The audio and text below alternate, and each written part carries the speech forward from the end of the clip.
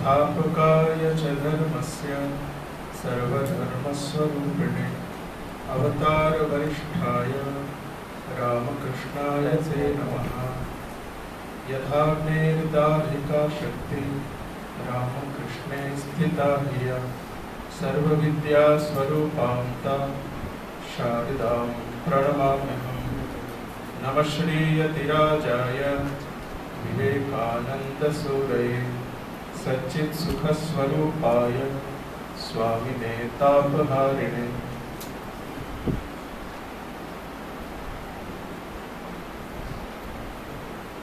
भगवान श्री रामकृष्ण देव, माँ शारदा देवी, स्वामी विवेकानंद,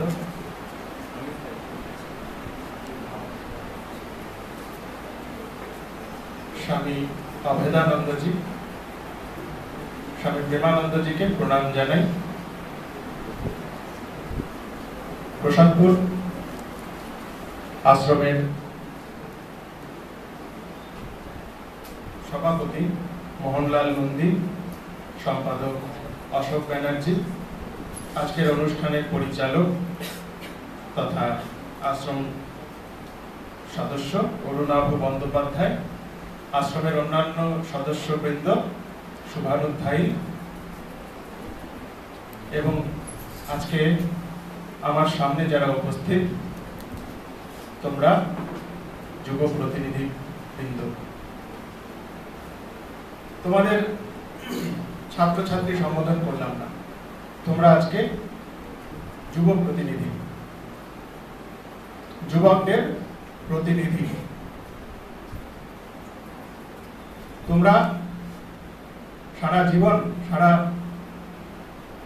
मानव सभ्यतार इतिहासे যত বৈপ্লবিক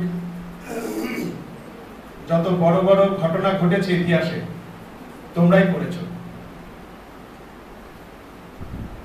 ইউ বিলিভ ইট? তোমরাই করেছো। পৃথিবীর যত বড় বড় কাণ্ড কারখানা হয়েছে যুবকরাই করেছে, জানো?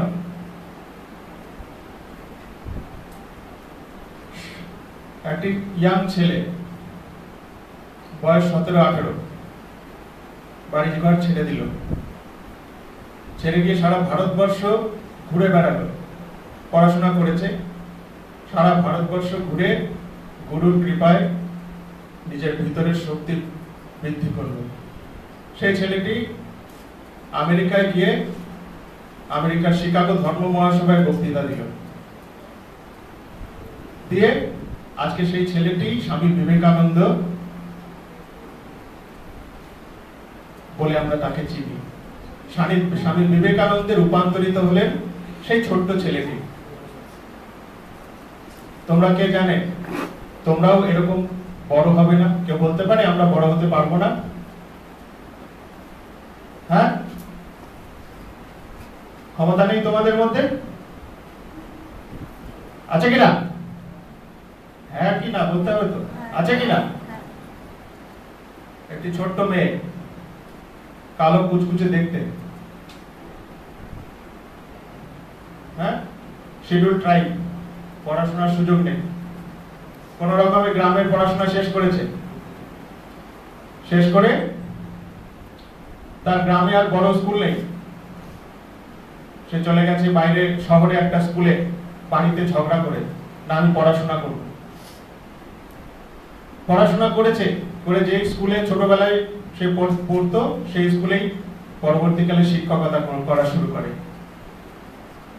ধীরে ধীরে সেই ছোট্ট ছেলে মেয়েটি, মেয়ের কথা বলছি, সেই ছোট্ট মেয়েটি যার কাছে ছিল না রূপ, যার কাছে ছিল না অর্থ, শুধু ছিল কি আন্তরিক প্রচেষ্টা, সেই মেয়েটা আজকে আমাদের ভারতবর্ষের রাষ্ট্রপতি। কি নাম? দ্রৌপদী মুর্মু। Very good, Droupadi Murmu. সে পেরেছে তো? তোমরা পারবে না? পারবে কিনা? সকলের মধ্যেই সে শক্তি আছে। You have to feel, you have to get that energy. সেই এনার্জিটা তোমাকে বের করতে হবে। সেই এনার্জিটা সেই শক্তিটা আমাদের ভিতরে সুপ্ত হয়ে আছে, সেই শক্তিটা বের করতে হবে। কি করে বের করতে হবে? কি করে বের করতে হবে জানো? তার জন্য কি চাই? কি চাই? পড়াশোনা চাই? কি চাই? পয়সা চাই? কি চাই? শক্তি চাই, মানসিক শক্তি। কি চাই? আমি বলবো কি চাই? যন্ত্রণা। যন্ত্রণা চাই। কিরকম যন্ত্রণা? আমি পারছি না, কিছু আমাকে করতে হবে, সেই যন্ত্রণা। যে যন্ত্রণাটা স্বামী বিবেকানন্দ ফিল করেছিলেন যখন দেখছে সারা জগৎ যেন তাকে পিষে ফেলছে। যে যন্ত্রণাটা দ্রৌপদী মুর্মু, আমি দুটো নাম বললাম, এরকম অসংখ্য নাম আছে, প্রত্যেকেই সেই যন্ত্রণা ফিল করেছিল। সারা জগৎ আমাকে পিষে ফেলতে চাইছে, কিন্তু আমি দাঁড়াবো, আমি বড় হব, আমি থেমে থাকার পাত্র নেই, আমার ভিতরে শক্তি আছে। যন্ত্রণা, এই যন্ত্রণা বোধ চাই। আমরা যুবক প্রতিনিধি, আমি যুবক বললে যুবতীও বুঝতে হবে। হ্যাঁ, যুবাবৃন্দ, আমরা কি চাই? আমরা বড় বড় স্বপ্ন দেখি না, আমরা বিশাল বড় হব, রাজা হব। প্রত্যেকেই একটু না একটু ফিল করেছে যে আমাদের মধ্যে সেই শক্তি আছে, সেই ক্ষমতা আছে। হ্যাঁ, কিন্তু আমরা মনে রাখতে পারি না। মেয়েদের ক্ষেত্রেও তাই। আবার অনেকে কল্পনা বিলাসে মত্ত থাকে, ভাবে যে এক রাজপুত্র আসবে ঘোড়ায় চড়ে, আমাকে নিয়ে যাবে, সারা রাজ্যের আমি রানী হব। হ্যাঁ, তোমাদের মনে হয় তো, ছেলেদেরও মনে হয় তো, যে এরকম একমাত্র রাজার রাজকন্যা, তার সাথে বিয়ে হয়ে সম্পূর্ণ অর্ধেক রাজ্য আমি লাভ করব। কল্পনা বিলাস।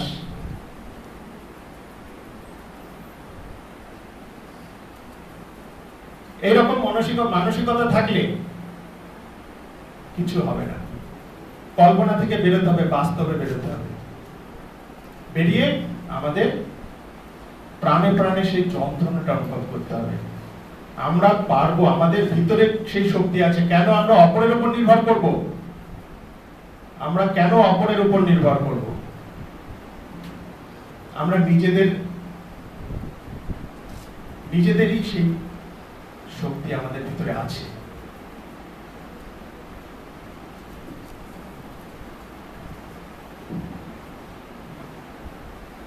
একটি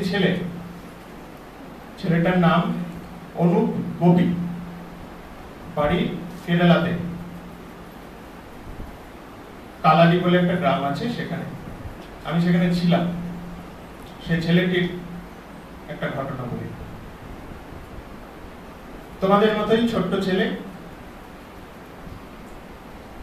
পড়াশোনা কোন রকমে পাশ করেছে, ভালো পড়াশোনায় ছিল না, কোন রকমে গ্রাজুয়েশন পাস কোর্সে করেছে। আমরা ভাবি কি পড়াশোনা করব, চাকরি করব। হ্যাঁ, এই ভাবনাটাই ভুল। তুমি কোনোদিন পাবে না, 100 জনের মধ্যে একজন পাবে। আমাদের চিন্তা ভাবনাটাকে আরেকটু বড় করতে হবে। ডোন্ট সিক বা don't Cry for employment, rather create employment. চাকরির জন্য আমি চেষ্টা করব না, চাকরি পাওয়ার জন্য চেষ্টা করব না, আমি চাকরি দেব। we should have this type of feelings, this type of mentality. মানসিকতার উপরই সব নির্ভর করে। বারে বারে বলছি, সেই ছেলেটি পাস কোর্সে পড়াশোনা করে সে একটা ব্যবসা শুরু করেছে। ও ভেবেছে আমি এমপ্লয়মেন্ট দেব।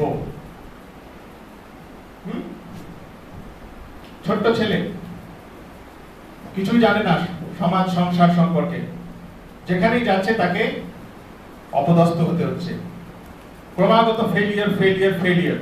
প্রচুর টাকা দেনা করেছে, ব্যাংক থেকে লোন নিয়েছে, একটা ওষুধের বিজনেস খুলেছিল, ভয়াবহ লস, প্রচুর টাকা লস, দেনা, বাড়িঘর পর্যন্ত বলা যায় বন্ধক রেখে তাকে সেই কাজটা করতে হচ্ছে।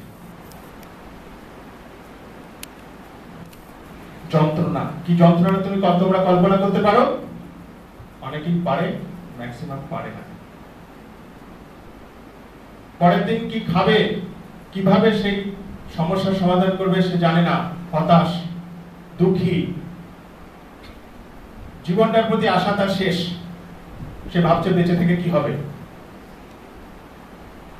কি হবে বেঁচে থেকে, কিন্তু হাল ছাড়েনি।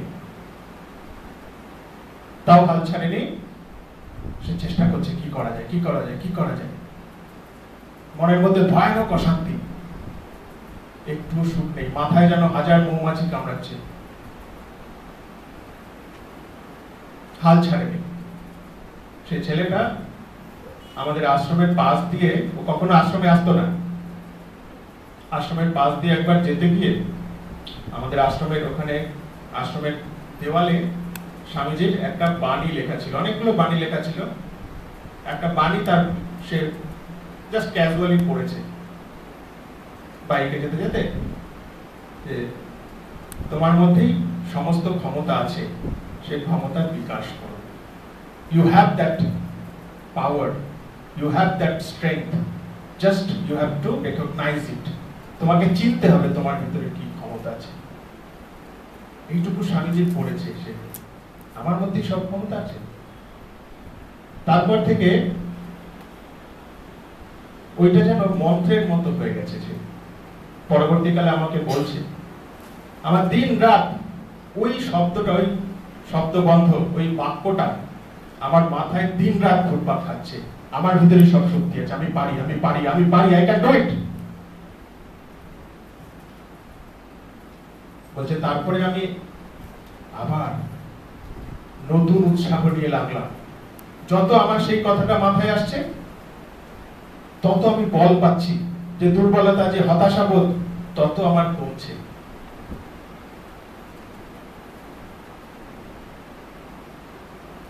এক বছর, 2 বছর আমি স্ট্রাগল করলাম করে এখন আমি একটা সাকসেসফুল বিজনেসম্যান।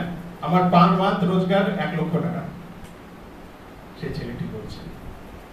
কদিন পরে, তার যা 2-3 বছর পরে, তারপর থেকে আমি আশ্রমে আসা শুরু করলাম। স্বামীজির একটা কথা একটা মানুষকে কিভাবে বদলে দিতে পারে, স্বামীজির একটা কথা আমাদের অন্তর্নিহিত শক্তিকে কিভাবে বের করে নিয়ে আসতে পারে।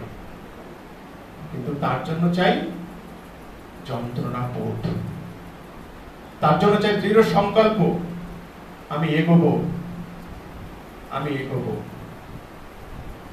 আমি আর 5টা মানুষের মতো নই, খাবো দাবো, সন্তান উৎপন্ন করবো, মরে যাব। আমি কি সেরকম? আমার যদি মনে হয় আমি সেরকম, তাহলে যাও, কতকাল দলে দলে গেছে কত লোক সুদীর্ঘ অতীতে। রবীন্দ্রনাথের কথা। হাজার হাজার লক্ষ লক্ষ কোটি কোটি মানুষ মরে গেছে, কেউ তার খোঁজ রাখে না। আমরাও কি সেরকম ভাবেই মরবো? যদি সেরকমই আমরা জীবন চাই, নো প্রবলেম, কোটি কোটি মানুষ সেরকমই জীবন যাপন করছে। যদি মনে হয় না, একটা জীবন পেয়েছি, আই হ্যাভ টু ইউটিলাইজ ইট, আমাদের এটাকে কাজে লাগাতে হবে। হ্যাঁ, কি করে কাজে লাগাবো? কি করে কাজে লাগাবো? হ্যাঁ, 3 ধরনের মাইন্ড আছে। লোয়ার মাইন্ড, অ্যাভারেজ মাইন্ড, এবং কি বলে এটাকে,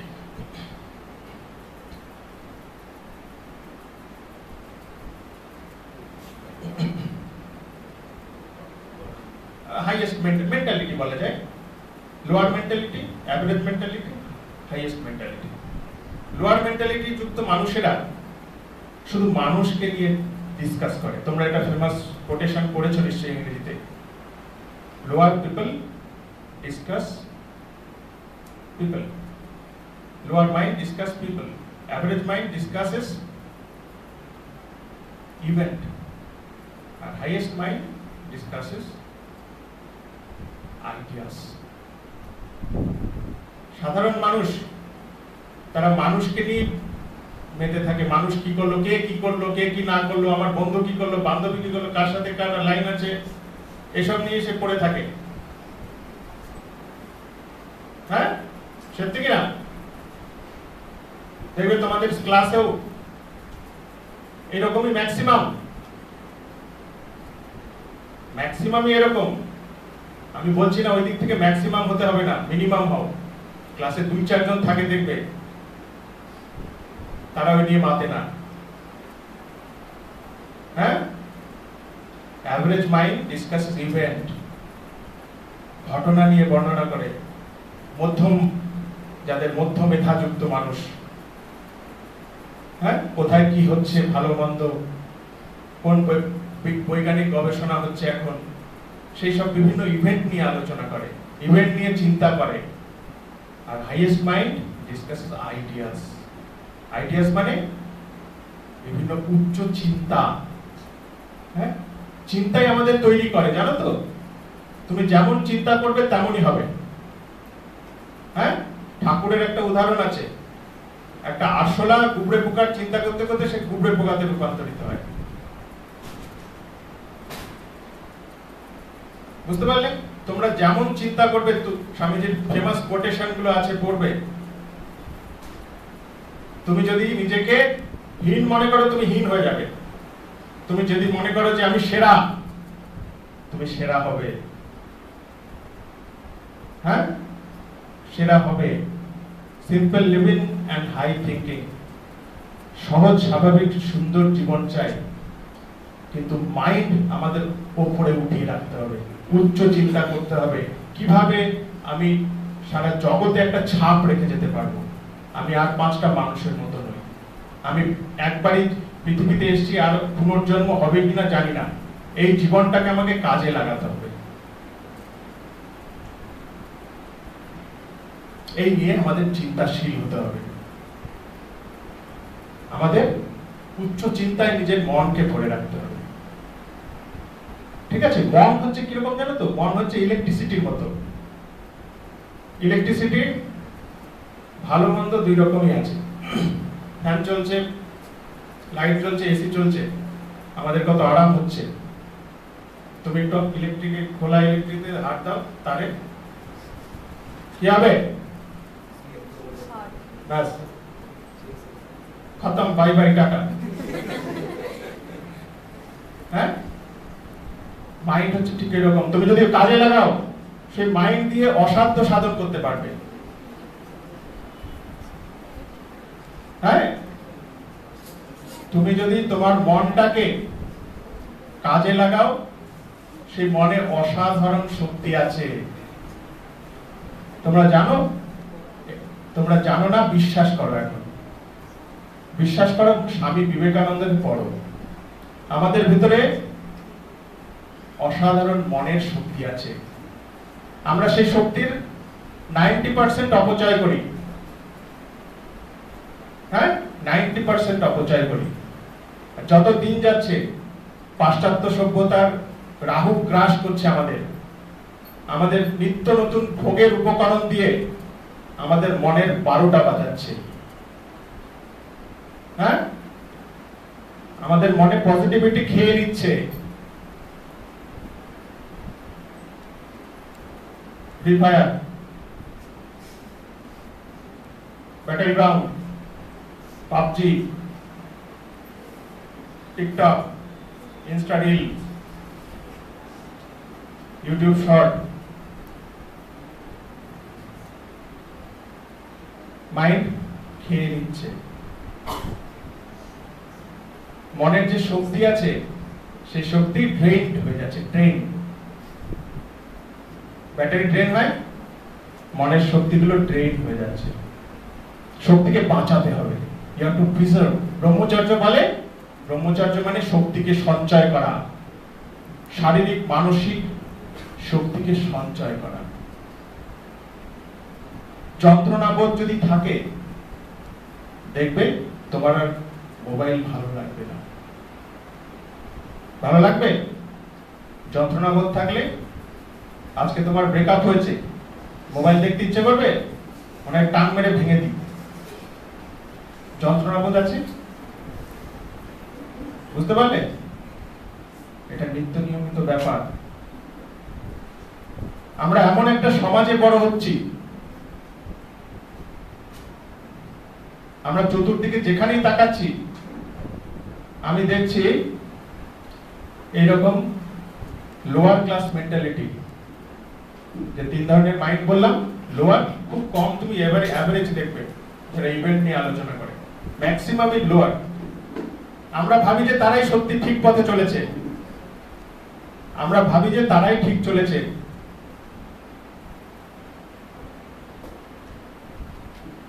সবসময় আমাদের মনের এমন একটা প্রবণতা না, সবসময় যেখানে গ্যাদারিং দেখে, গ্যাদারিং, মন হচ্ছে গ্যাদারিং দেখে, কোনটা বেশি জনপ্রিয় সেইটা দেখে।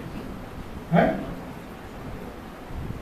এই ভিডিওটা ভালো না, মহারাজের হ্যান্ডম্যানের লেকচার, কটা লাইক? মাত্র 1000টা লাইক। হ্যাঁ, আর একটা ফালতু তুমি একটা জিনিস দেখছো, ও 5 লক্ষ লাইক, কিন্তু সেই লেকচারটা তোমার জীবন বদলে দিতে পারতো। তুমি ভিড়ে মিশে গেলে, ভিড় তন্ত্রে মিশে গেলে চলবে না। ইউ আর ইউনিক, তোমরা প্রত্যেকে ইউনিক, তোমাদের প্রত্যেকের মধ্যে সেই শক্তি আছে। You have to feel it. যুবকেরা ফিল করতে পারে, সেজন্য যুবকেরা সারা পৃথিবী বদলে দিয়েছে। যত বদলানো, যত বড় বড় কাজ হয়েছে সেই যুবকেরাই করেছে। যুবক মানে সবাইকে বলছি,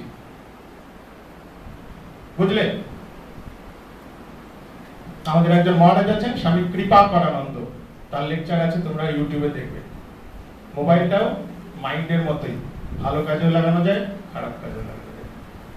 choice is up to you, তুমি কিভাবে লাগাবে। কিন্তু নেশা, বি অ্যাওয়ার অফ নেশা, নেশা থেকে সাবধান। ড্রাগের নেশা হয়, তার থেকেও ভয়ানক নেশা হচ্ছে মোবাইল। সেটাকে কাজে লাগাতে হবে, ইলেকট্রিসিটির মতো।